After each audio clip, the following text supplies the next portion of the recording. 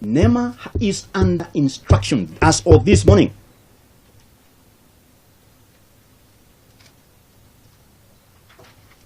Even as we engage our colleagues across the border,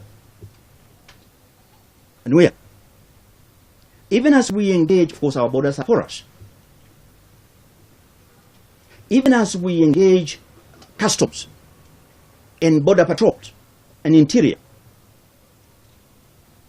NEMA must undertake and is under very clear instructions a crackdown,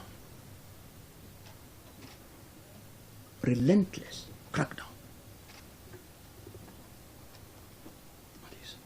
in markets, supermarkets, in manufacturers, and that has to be sustained.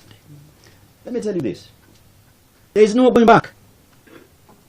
If anyone is deluding themselves that the ban can be lifted through some insidious back, no, do not.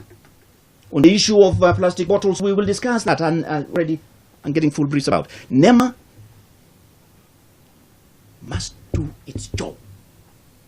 The chairman, the DG of NEMA are under very clear and specific instructions. But I'm also aware that for them, and not just NEMA, these other agencies, for them to be able to do their job, they must be capacitated, they must be resourced. I know a while ago, the fees charged for environmental impact assessment, and this is a decision of cabinet, and I'm bound by it, was taken away. World over, the polluter pays principle.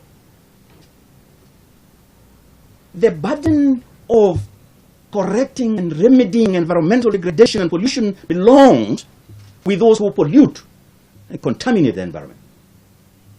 That is why companies must pay, must provide financial assurances. NEMA used to get a huge, substantial amount of funds. Through this decision now has been taken away. I will revisit it, because I think now what has happened is that the public, the taxpayers, who are already overburdened,